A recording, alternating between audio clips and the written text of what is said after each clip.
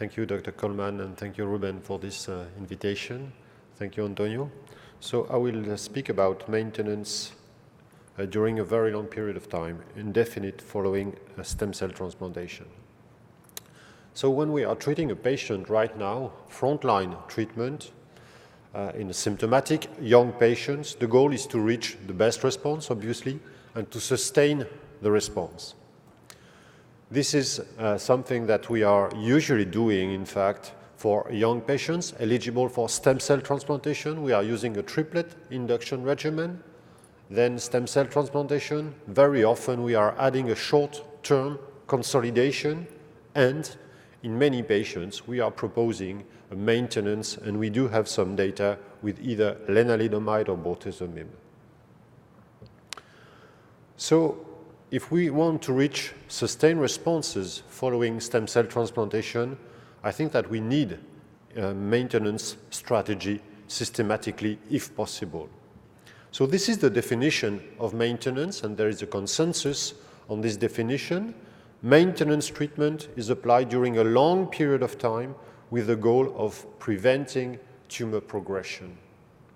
But when we are using maintenance, and that was clearly mentioned also by James before, there are several issues, important issues. Do we have an impact on progression-free survival, but most importantly on overall survival? We are exposing our patients to drugs during a long period of time. So are we inducing some resistant disease?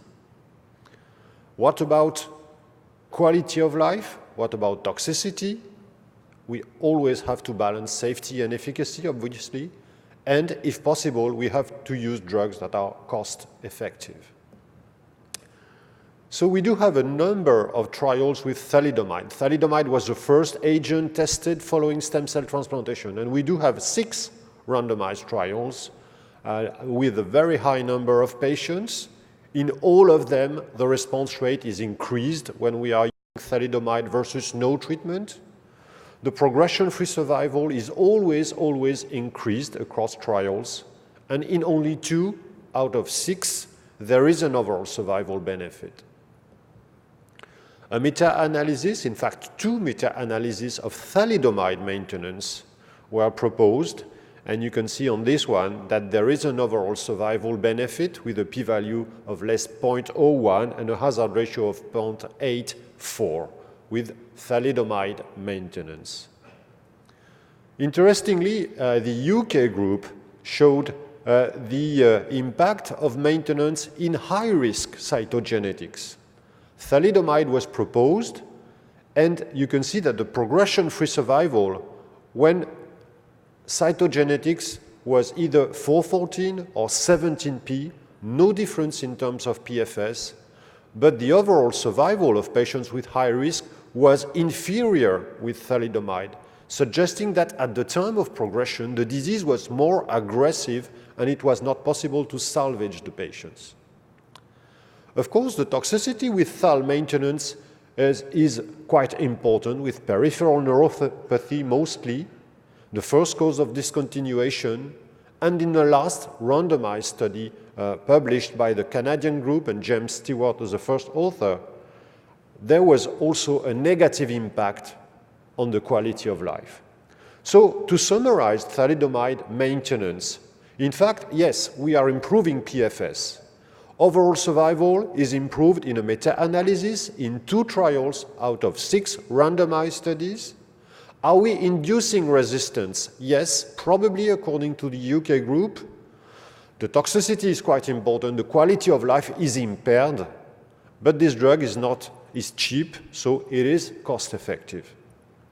What about Lenalidomide? And I will be very brief, in fact, because James did not mention this very, very important study that is currently submitted for publication and was reported at the last ASCO meeting and the last EHA meeting, a meta-analysis of overall survival of 3 very large studies based on individual patient data. The first study from IFM, patients were randomized to Len or placebo following stem cell transplantation without any crossover. a very large number of patients, 600 patients enrolled in 2 years. The second study from the CILGB, published by Dr. McCarthy in the New England, 450 patients enrolled over a 4-year period of time, and crossover was allowed in the placebo arm of the study. And the last study from the GMEMA group, from Antonio, and in the stem cell transplantation arm, patients did receive either LEN or no treatment. So a very large number of patients, 1,200 patients analyzed, individual patient data. What are the data? The median follow-up is very, very long. So the data are reliable in terms of overall survival. You can see that the hazard ratio is 0.74 in favor of LEN maintenance. The median is not reached with LEN maintenance until progression, and the median overall survival was 86 months in the placebo arm. So there is a 26 reduction in the risk of death or progression, representing an estimated 2.5 years increase in median overall survival. So this meta-analysis is a very, very important one, and it will lead probably to the approval of LEN maintenance following stem cell transplantation until progression that is currently evaluated both in the US by FDA and in Europe by EMA. Are patients able to stay on treatment during a long period of time with LEN? In the CILGB, more than 1/3 of the patients were able to stay on maintenance more than 3 years, and 1/4 of the patients were able to stay on treatment more than 4 years. That's also the same in the IFM. We had to stop LEN maintenance following 3 years because of this SPM issue, but more than 1/3 of the patients were still receiving LEN maintenance. So yes, there is a risk of second primary malignancy, both hematologic or solid tumors, but you can see that the incidence is not very high, especially following 4 or 5 years. So to summarize LEN maintenance, do we have an impact on PFS? Yes, there is a PFS benefit. An OS? Yes, and I show you this meta-analysis. Are we inducing resistance? That we don't know. We don't have any specific trial looking at resistance or refractoriness following maintenance. The toxicity, the quality of life is manageable. Is it cost effective? That's a question mark, but you know that LEN will become generic in 2024, both in Europe and in the US. So maybe we have to wait quite a long time before having a very cheap drug as well. So Bortezomib was tested in the maintenance phase in this large randomized study from the Hovan and the German group. Either Bortezomib maintenance up to 2 years or Thalidomide up to 2 years. In fact, the feasibility is not good. You can see that only 47% of the patients were able to stay on Bortezomib during 2 years. And there was also a significant toxicity with Bortezomib use. You can see that the number of adverse events is very high, grade 3 or 4, 35% of the patients, especially the infection rate during maintenance is quite high. And we are also increasing the peripheral neuropathy rate. So LEN, to my opinion, is the optimal drug to be used in maintenance until progression. So do we have other ongoing trials that will be informative in the future? Yes, this one, the French one, early versus delayed stem cell transplantation with RVD as an induction regimen. We are using a 12-month maintenance. And we will be able to compare this study to the same study performed currently in the US on a very large number of patients, exactly the same design. But you can see that LEN maintenance is proposed until progression. And we will be able to compare the French and the US data regarding the duration of maintenance and the impact of maintenance on PFS and OS. This study, Tourmaline MM3, is very important as well. Patients are randomized to receive Ixazomib, an oral proteasome inhibitor, versus placebo in patients responding to stem cell transplantation. ICSA or placebo are proposed until progression. A very large number of patients is currently enrolled.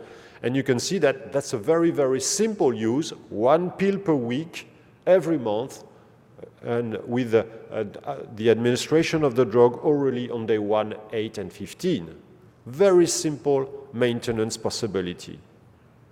This is a study that is ongoing in Italy, a KRD frontline or Carfil cyclophosphamide and dexamethasone, but just focus on the maintenance phase on the right-hand side. Patients are randomized to receive either Lenalidomide, single agent until progression, or Carfilzomib plus Lenalidomide. Another study is currently running in France, and in the Netherlands, we are enrolling patients into this VTD stem cell transplantation plus or minus daratumumab strategy, and patients are also randomized to receive DARA versus no DARA maintenance. This is the first study looking at the impact of this very important monoclonal antibody in the maintenance phase following stem cell transplantation.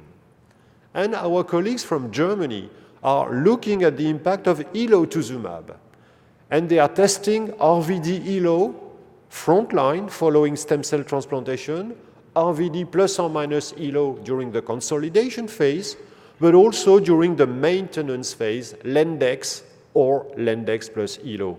So a number of very important clinical trials to try to improve on progression-free survival and overall survival with novel agents. So my conclusions are the following. Maintenance post-stem cell transplantation is a valuable option. To my opinion, Lenalidomide will be very soon approved in this setting and should be proposed, if possible, until progression because of this overall survival benefit based on this meta-analysis. Other oral agents are currently tested, and ixazomib may be an important one in the future. And I showed you some data on new trials focusing on the addition of monoclonal antibodies in this setting. And I thank you for your kind attention.